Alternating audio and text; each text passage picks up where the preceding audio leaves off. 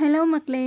இன்றைக்கி என்னென்னா, home makers மட்டும் இல்லை, பேச்சுலர்ஸும் ரொம்பவே ஈஸியான செய்யக்கூடிய ஒரு மெத்தடில் தான் டொமேட்டோ பாத் நான் பண்ண போகிறேன்.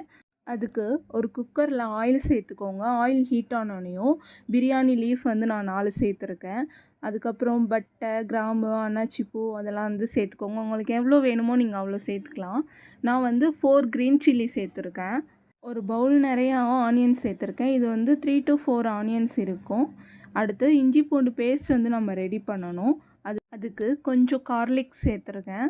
2 க்ரீன் சில்லி, கொஞ்சம் ஜிஞ்சர் வந்து ஒரு துண்டு ஜிஞ்சரை சின்ன சின்னதாக கட் பண்ணி எடுத்து இந்த மாதிரி பேஸ்ட் பண்ணி எடுத்துக்கிட்டேன். அதை வந்து இதோட சேர்த்துடலாம். சேர்த்துட்டு நல்லா வதக்கி விடுங்க. இதோட பச்சை வாசனை வந்து போகணும். அந்த அளவுக்கு வந்து வதக்கி விடணும். இப்போ நம்ம வதக்கியாச்சு.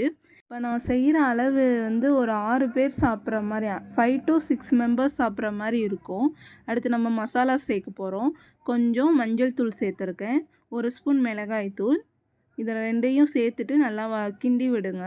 மீன்ஸ் நல்லா வந்து மசாலா வந்து இது பண்ணணும், கரிஞ்சிடக்கூடாது. நீங்கள் வந்து இந்த டைமில் வந்து லோ ஃப்ளேமில் வைக்கணும்.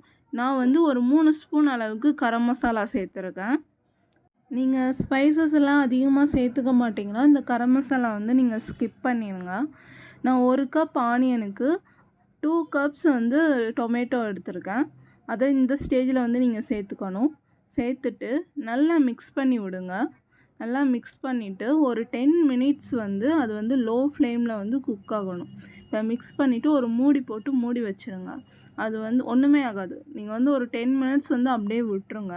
10 மினிட்ஸ்க்கு அப்புறம் ஓப்பன் பண்ணி பாருங்கள். இந்த மாதிரி இருக்கும்.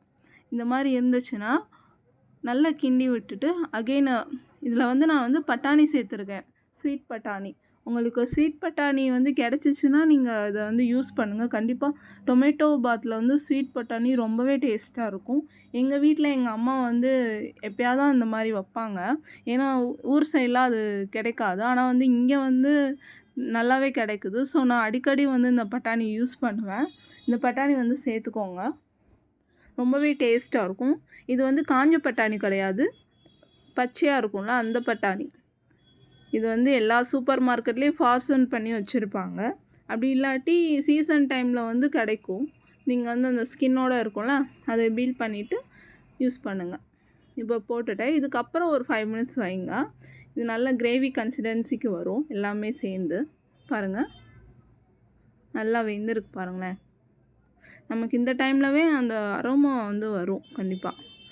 இதுக்கப்புறம் நீங்கள் வந்து புதினா மட்டும் சேர்த்துக்கோங்க. வேறு எதுவும் சேர்க்க வேண்டாம், புதினா மட்டும் சேர்த்துக்கோங்க.